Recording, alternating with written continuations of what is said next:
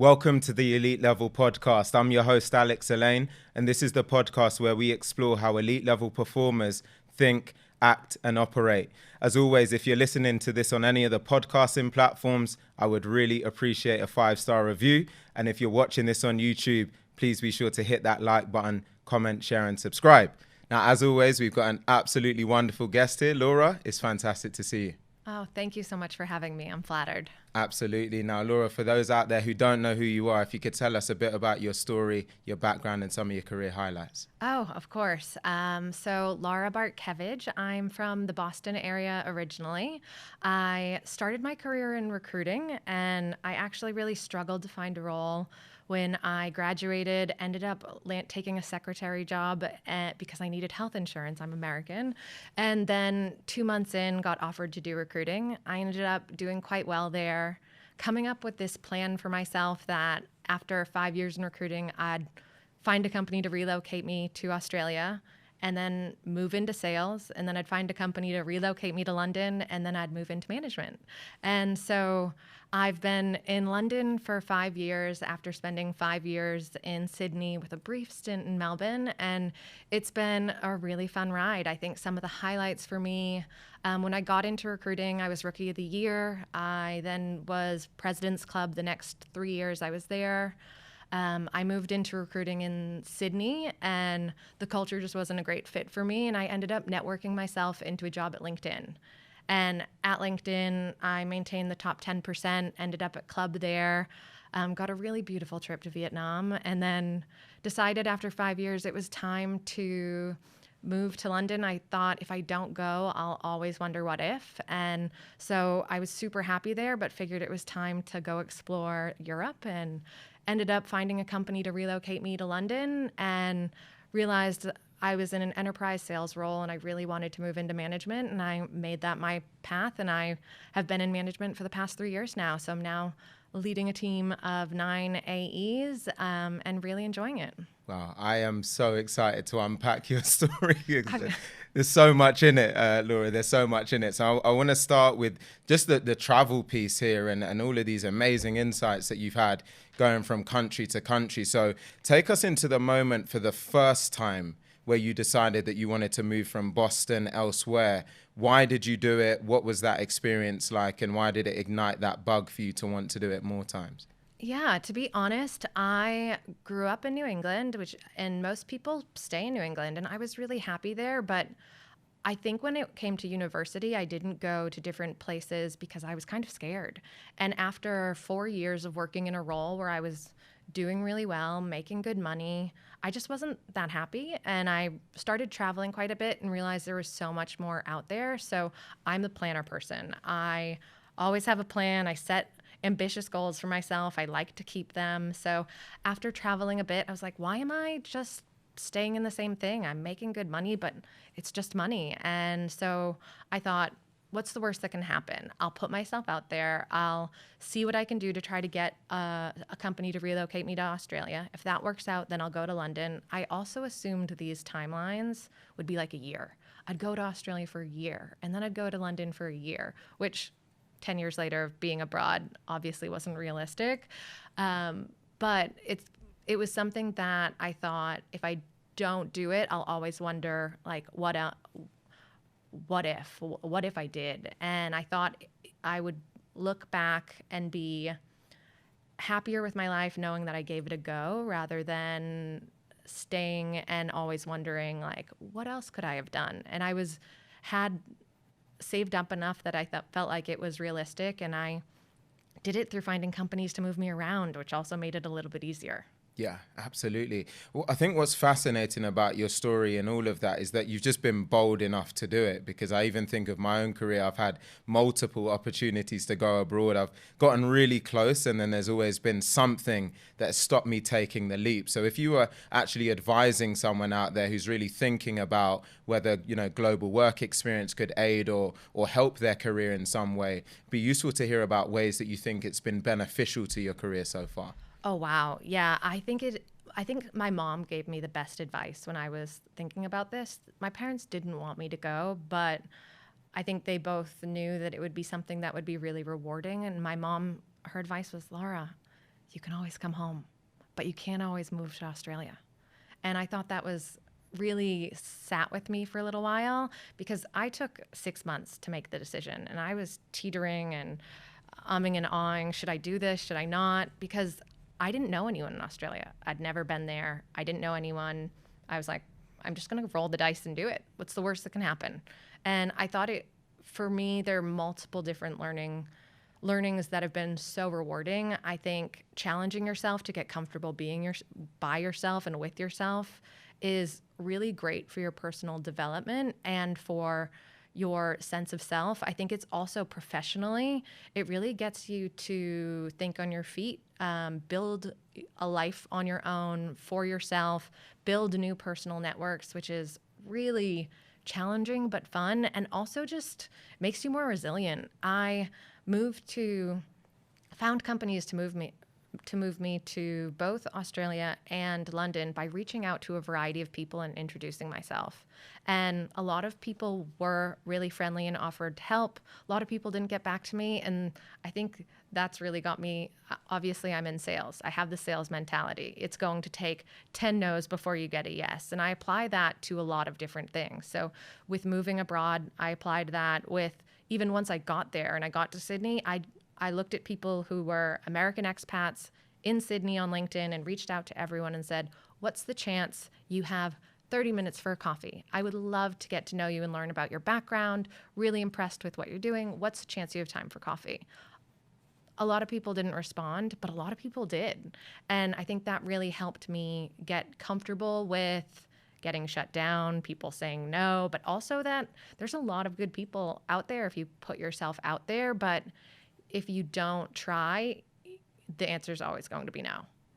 It's a phenomenal lesson in all of that. And we're 2 questions in, and I'm already a bit inspired to find a way to make some kind of global work experience happen myself. So really appreciate you sharing that story. I want to pivot now to the recruitment piece, which sounds like it was the start of really your, I guess, corporate career or some kind of inroad into the sales arena. So just talk to us about how you ended up in that role and what the experience was like there. Okay, yeah, this is a good one.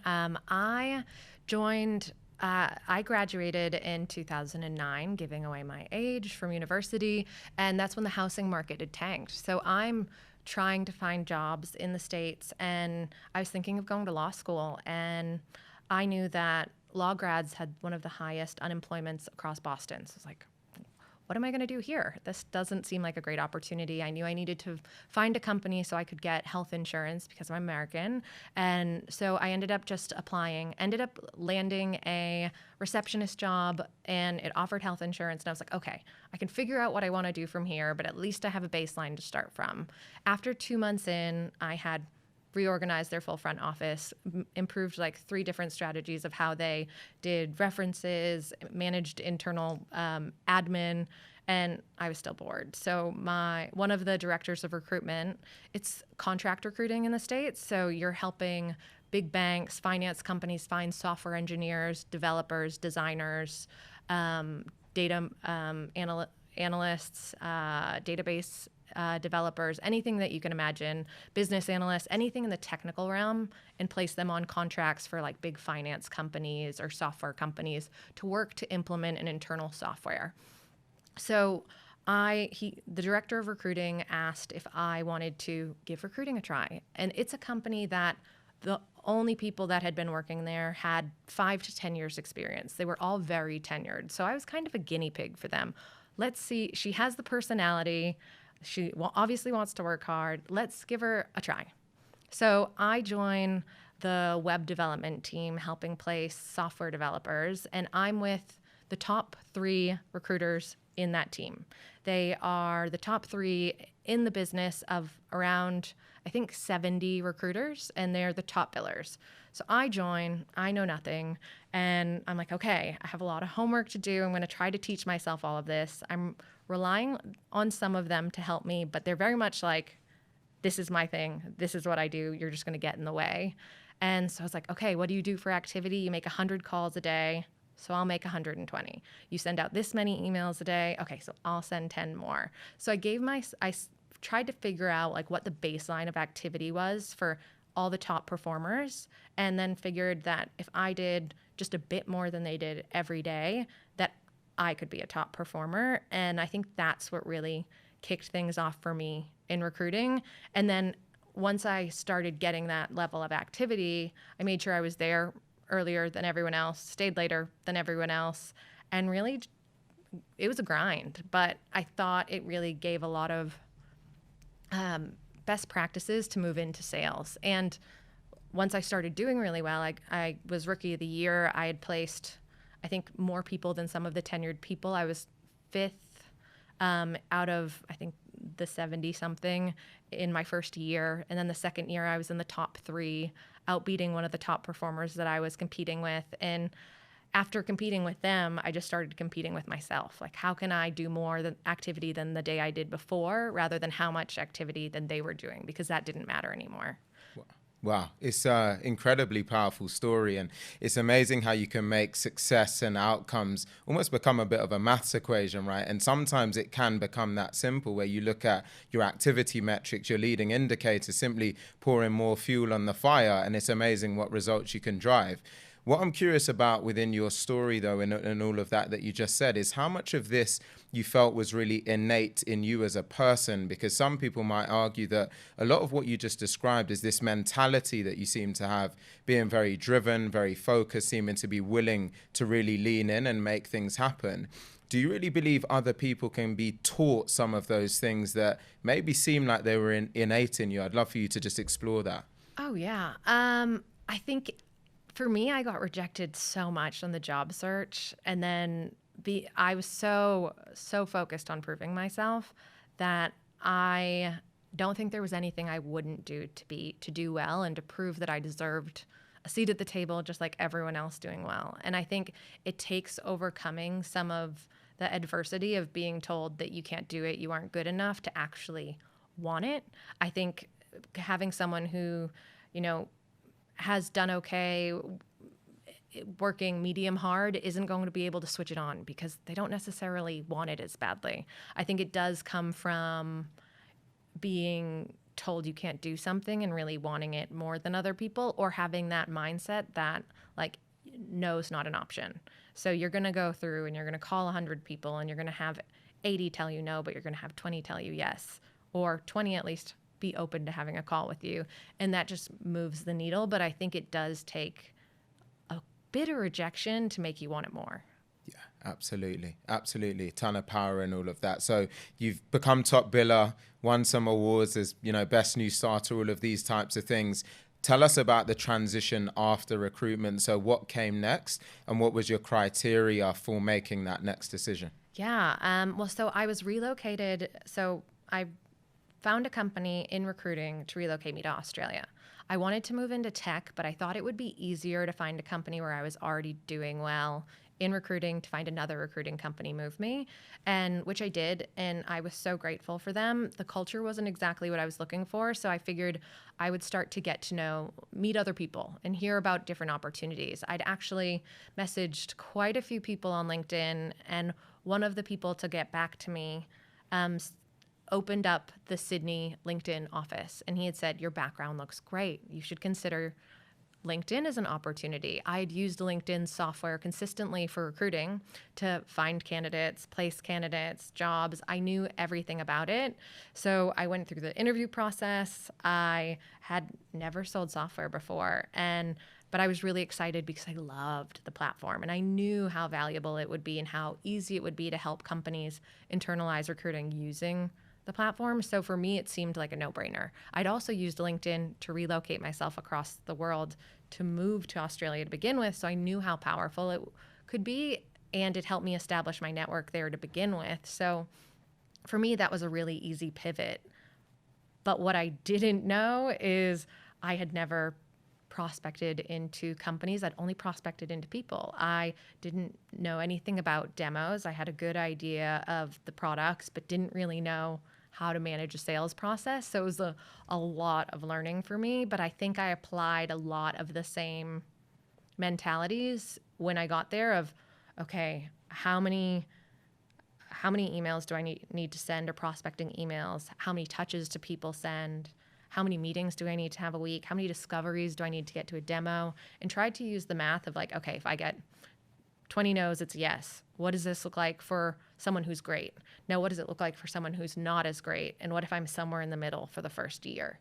And really tried to set myself those goals of prospecting more than anyone else did, making sure I had more discoveries than anybody else did, and then getting help on all my demos until I actually got to contracts. And really just following a very diligent sales process is, I think, what helped me stay on top. And it was really just a rinse and repeat with numbers, to be honest. Absolutely. I really want to double tap on that shortly. Before doing so, one thing that landed with me when you were talking about coming on board with LinkedIn was just, there was a lot of passion around, one, you being a user of the platform, and two, just a lot of passion around the vision and the mission of the company is kind of what came across to me there.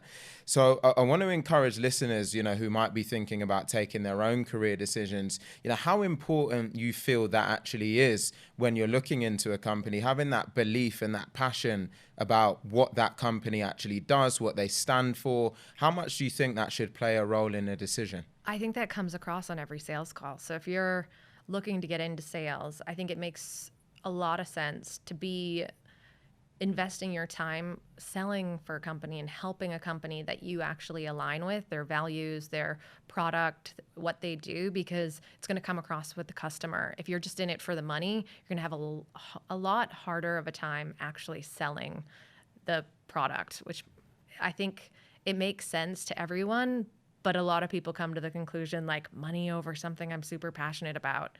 It's how can you find both, which I think is super important. Yes, and I couldn't agree with you anymore. In many cases, you see people chasing the wealth and chasing the money, when in reality, I say, if you focus on all of the other variables, in many cases, that the wealth will just become a byproduct, because when you're passionate and you feel invigorated and you wake up every day and you just really feel excited about what you're walking into, you're going to perform better, you're going to operate better, and as a result, you'll have happy customers and a happy pocket or wallet or purse, depending on whatever you have. So let's talk a bit about sales, right? Big picture, because one of the debates out there, which I'm sure you hear about as much as I do, is, is sales an art? Is it a science? In some cases, is it really based on a system? And one of the things that stands out with yourself, Laura, is talking a lot about doing the numbers, doing the activity, and really breaking things down to, if I have these inputs, that's going to lead to this output. So being really predictable about the way that you go about your business. So just break out for us, how much of, selling you think actually comes down to just the fundamentals of numbers and activity versus some of the other things that people give consideration to. I think the basics are all numbers. So, but that's just to get a bat at the table. And then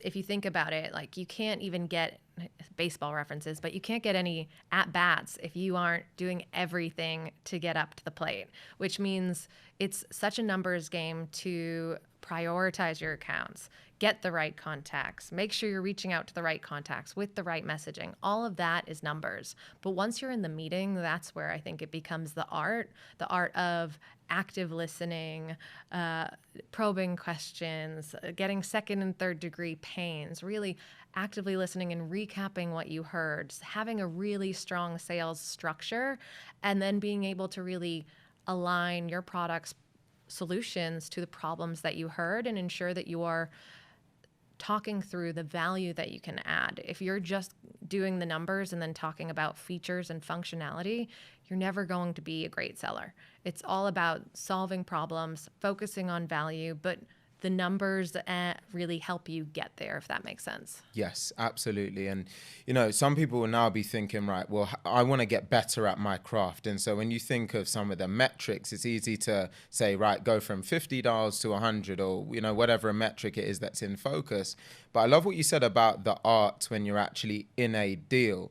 So for someone who maybe wants to make improvements, for example, on discovery or the way that they're interacting with customers and things that maybe aren't as linear as going from $50 to $100, is there any broader advice that you would, make based on things and observations you've seen in your own career to say maybe start with this or focus on this to help you to start to make those improvements on the art side? Yeah, I think watching your own calls really helps with digging into discovery. Are you asking questions? When you hear pain, are you digging into the metrics around the pain? How much time are they wasting? How much money are they wasting? Are you actually getting tangible impacts for them personally and then for the business as an overall? How does this align with the overall business goals? I think listening to your own calls and really digging into your discovery helps you understand what's good about it, what's not so good, and getting into a habit of constantly giving and getting feedback. Who on your team can you shadow and listen to their calls and have them listen to yours and then give each other feedback?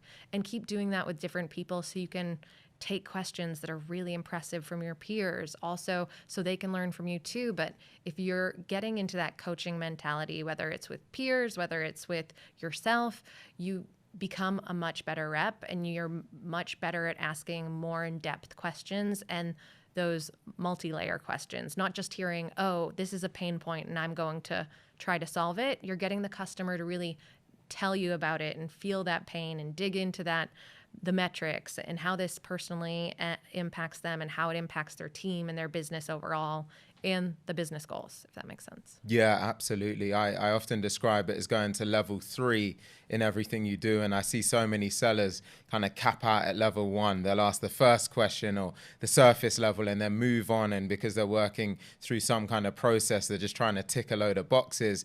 And, I think that in itself can make a transformative difference the moment that you seek to go from initiative to pain to implication and really just continuing to go through that, dig a little bit deeper, understand what's underpinning that. It can make a transformative difference.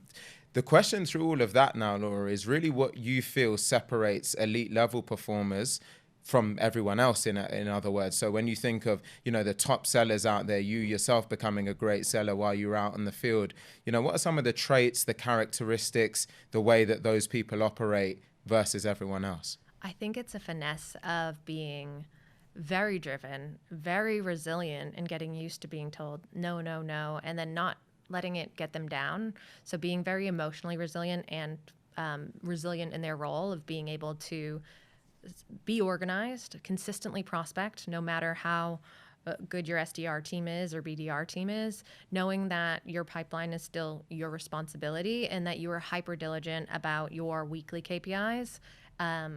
And your weekly metrics, and you're trying to beat them the following week, but also that you treat every deal and you go into every meeting prepared.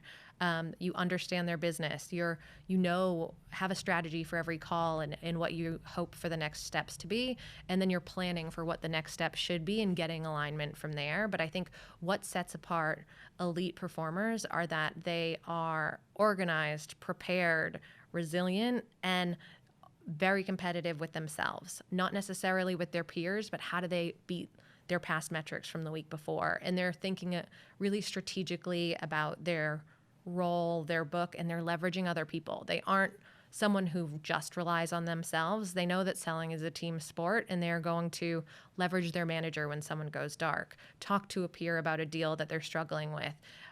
Getting multiple mindsets in on a deal will help you sell it and probably help you sell it more quickly than just you on your own.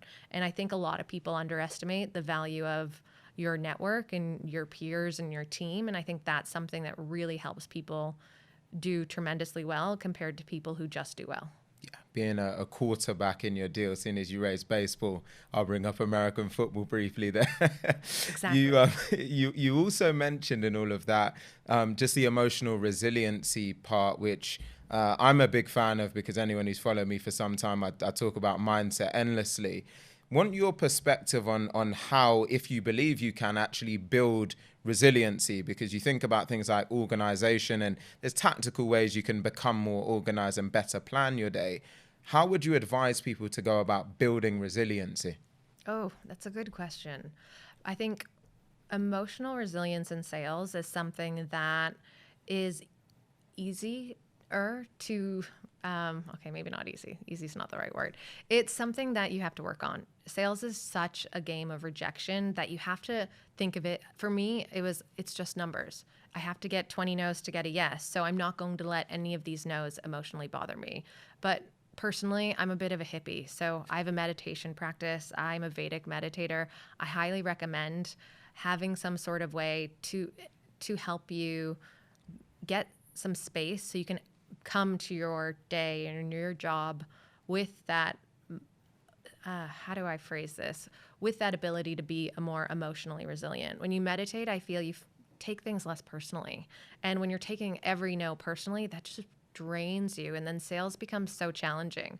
But if you recognize that all these no's that you have are just a step to a yes, it makes it so much easier to be like, okay, well, bummer, but I'm going to move on. And you don't, or you're maybe trying to get that no to a yes, but you aren't letting it personally impact you. And I think a lot of that, for me, was meditation, yoga practice, and running. Like, I think being really like physically active and not letting things personally get to you makes it a little bit easier, but also just recognizing that it's just work. At the end of the day, if you get a no, if you don't hit your target, it's not the end of the world. Yeah, it's a fantastic way of putting it. There's a saying I kind of stole from Anthony Joshua where he says, never let success get to your head or failure get to your heart. And I think a big part of the essence of that is just maintaining that neutrality in the way that you're able to operate. As you say, when you have a great success, of course, celebrate it, but keep pushing. And equally, when you have a setback, don't let that rock you. It's just another thing that you've learned to be able to help you to continue to push forward. So great message in that. One of the things that you spoke about earlier, Laura, was, you were very intentional about wanting to become a sales leader. And so you wanted to move country. You said you wanted to lead. So I want to understand a bit more about, where that all came from. Where did the desire to want to take a management or a leadership role come from? And then your early experiences would be great to learn more about too. Well, I started prior to any like corporate experience, I used to waitress, bartend, manage a restaurant, and I love helping people. I think for me, even in recruiting, I was the first person to come on board. And then they started hiring a lot of people that had no experience, and I mentored them, brought them on board, helped them learn everything about recruiting, and I really loved it. I enjoyed training people. I love helping people. I love talking through deal challenges. And I think for me, I recognize that if I wanted to go into sales, I'd probably really enjoy it, but I'd really like the idea of management because I love helping people do well, helping train people, helping onboard people.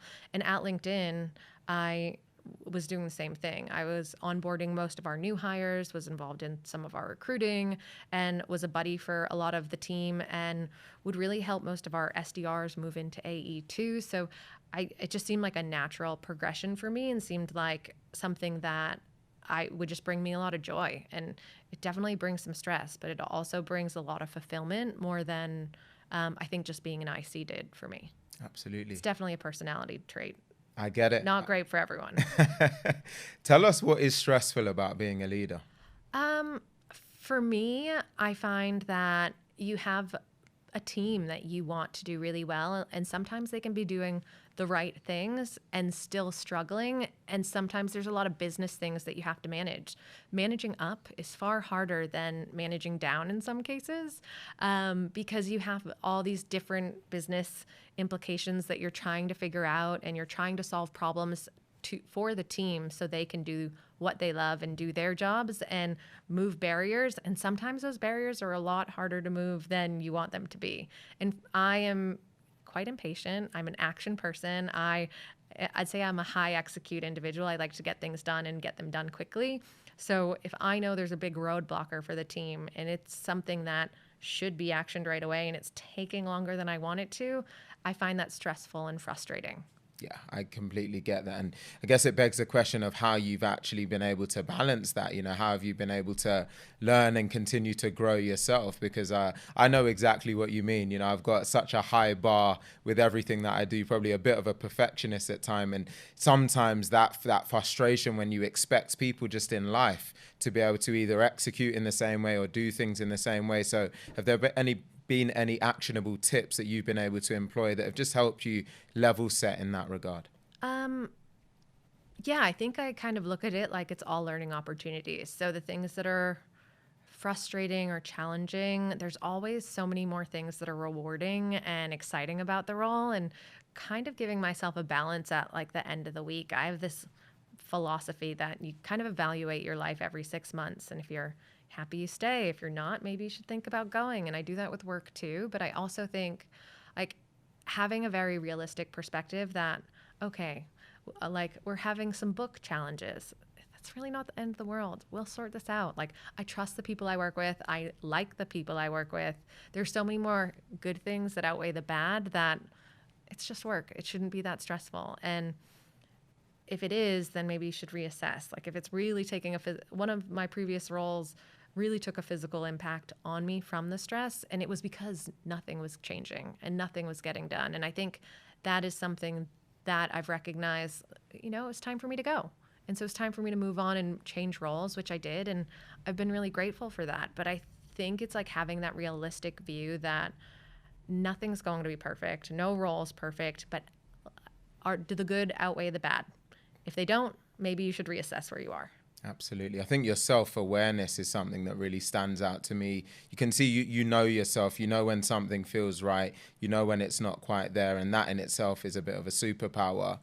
What is it that you feel separates great leaders from from the rest? The same way as we said with great sellers, I'd love to get your perspective, the same thing as it relates to leadership. Compassion, definitely. I think great leaders who are compassionate, who can be really transparent and give really direct feedback, but coming from a place of care, separate a lot of other leaders. And being able to be very open and honest with what's going on in the business and be held accountable for the things that you say you'll do, just as you hold your team accountable. So I think it's really a dynamic of being a leader for your team is not only being really transparent with them, but with upper management, holding yourself accountable for everything that you say you'll do, but also making sure you are listening to calls, giving feedback, and staying on top of the things that help your team be better. Because if you're not helping them get better, like that's your one role. Make sure your team is really good at their job. Yeah. And so if you don't care about them, it's really hard to do any of those things well. If you don't have compassion, you aren't going to set yourself up for success or your team up for success, because they won't trust you, they won't take your feedback, and upper management isn't going to either, because it's hard for them to, if you're just a numbers person and you don't actually care about your team, you might be doing some things right, but the culture is going to be tragic. Yeah, no, really interesting stuff in all of that. One thing it does make me think about is that a lot of account execs, just as the natural next step, they want to become managers. And I'm sure this is something that's landed itself on your desk many, many a time. So I'd love to get your perspective on what account execs could and should be doing, one, to take that step up, but also secondly, to sense check if that's the right step for them. Because I think we see in many cases it's become the next thing to do, when in reality, when I listen to you have a passion really for helping people that stemmed back quite early actually in your career and in your life.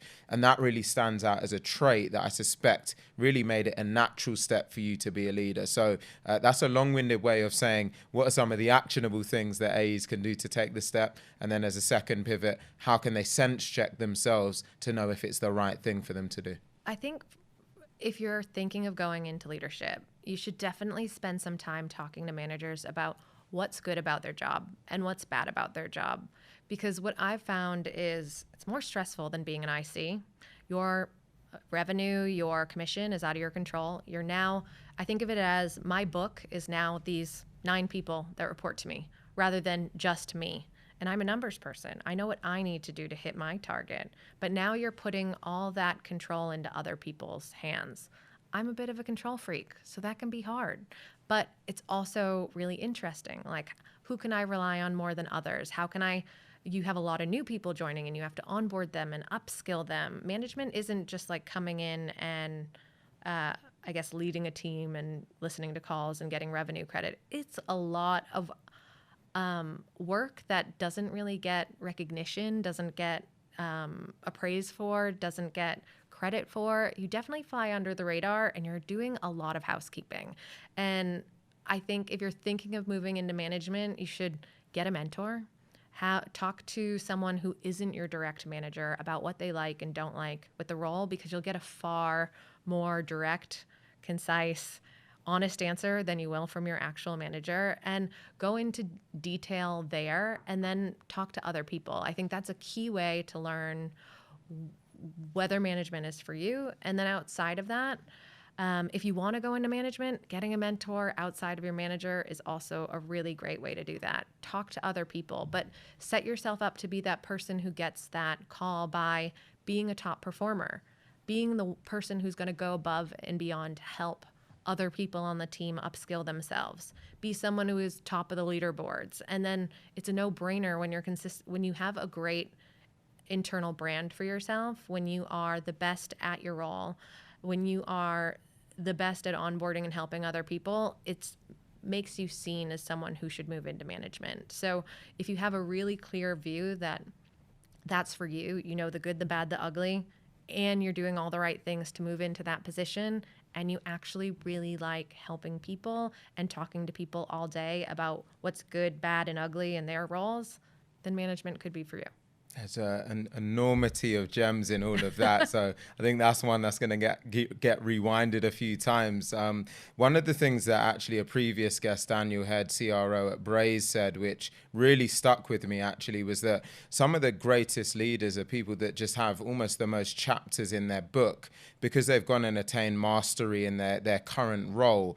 They've just got more stories, they've got more journeys, more chapters where they're able to share and be able to help to go out there and develop that team. And I think that's part of the essence of what I got from what you just said. As I say, I'm going to have to rewind because there was a ton more in all of that. But yeah, phenomenal gems. And I just wanted to add that. Something else I now want to talk to you about is really what drives you, Laura, because, you know, what I kind of feel from you here in the studio and in the room is just a ton of like passion in everything that you do, real focus, real drive. So what is it at this stage of your career that's really your primary driving factor? Well, this is the first time in my life that I haven't had like ambitious goals of what's next. So I've been in London for almost 5 years now. I'm planning on getting ILR so I can stay here, fingers crossed, and then I'll go, which would be really exciting. But I think for me, I've been at Figma for a year now, and we are scaling like crazy. I've helped build a team from 3 to 9 now, which I've really loved. And we've just opened an office in Berlin and Paris. I think for me, I'm really happy with the company. I'm hoping to move to a director role sometime in the future.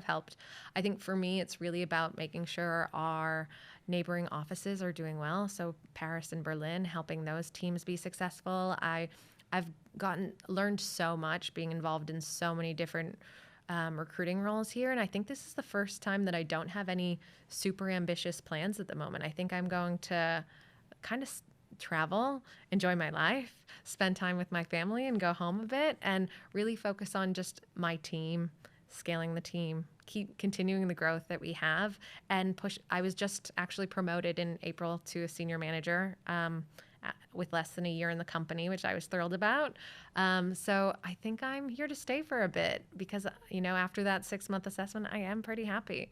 So I don't think I have anything super ambitious planned outside of the normal everyday stuff of me being a little bit extra and trying to plan. I'm on our Women in Sales Leadership Committee internally at one of our ERGs. I have a London Women in Sales Committee that I have like a LinkedIn group that has a few hundred members.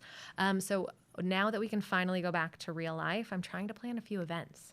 But I think outside of that, it's really just focusing on the role, the team, and enjoying life because we can with now that COVID's over. Absolutely. Well, first and foremost, massive congratulations on the recent promotion. I mean, to have secured that in that amount of time, I think says a ton about everything that we've spoken about in the podcast so far. So kudos to you on that.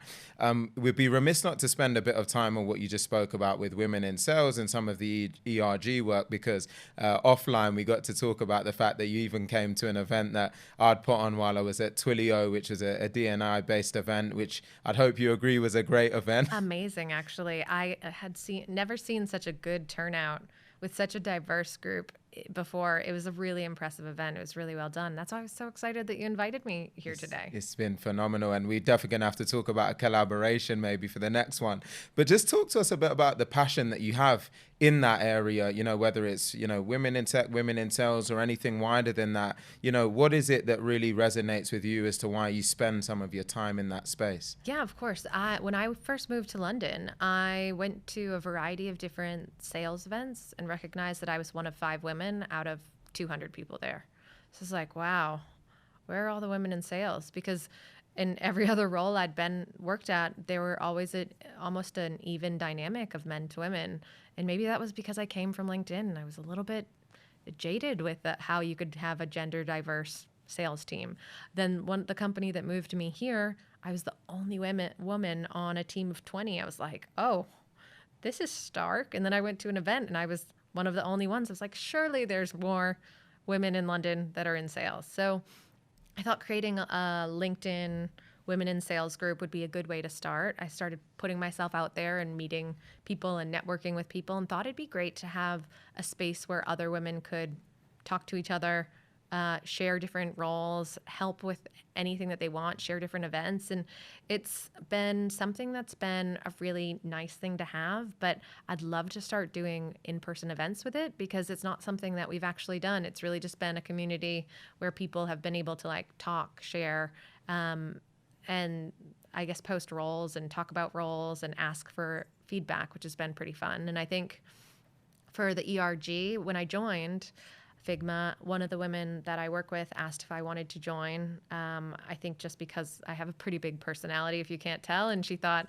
I would be someone who could be a good advocate. And one of the events we're planning now is I'm trying to get a panel of women, and I want to interview them to hear about all their career transitions and actually talk through what are the different careers you can take within sales, and what are the paths you might want to take to be an IC, because the IC life is a pretty good life. And a lot of people think management's the only way, and it's not. You can make really good money, be an IC, and have far more flexible of a career.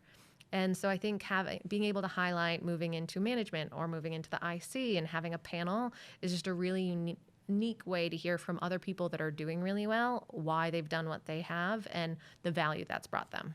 Absolutely. Wow. Again, I feel so much passion. I've said passion about 100 times, I think, but that tells you a bit about, what I've felt and what I've seen and what I've observed. It's just been tremendous up until this point. I just have one final question for you, Laura. And if you've seen any of the podcasts or listened, then you'll know what's coming. But it's really for you to look at out there, to anyone who's listening who wants to go from good to elite level in their career, what your best piece of advice would be to that person. Try to do 10% more every week than you did the week before would be my number one takeaway. Whether it's prospecting, whether it's discos, whether it's demos, if you can do 10% more of all the activity you did last week, you'll be setting yourself up to have a massive amount of growth over the year. And that'll be a huge way to really help you keep control of your numbers and really drive yourself to be elite. Otherwise, if you keep doing the same thing and expecting the same different results, it's just not going to work for you. And I think you're going to find a lot of different hacks of how to work smarter and use those, but trying to do 10% more every week will really help you figure out what you can fine tune to be your smart tips and tactics to workarounds, and that will really set you up to be successful. Fantastic. You've all heard it here first. What a phenomenal way to wrap up. So, Laura, hope that you've enjoyed shooting the episode. It's been one of my personal favorites. So thank you so much for coming down. Really appreciate it. Thank you. This has been so much fun. Awesome. Thank you so much. So anyone who's been listening, I hope that you've enjoyed it too. If you have, and you're listening on Spotify, Apple Podcasts, or otherwise, that 5-star review would be massively appreciated. And if you're watching us on YouTube, again, if you could like, comment, share, and subscribe and share with a colleague and subscribe, I'd be greatly humbled and appreciated too. We'll see you on the next one.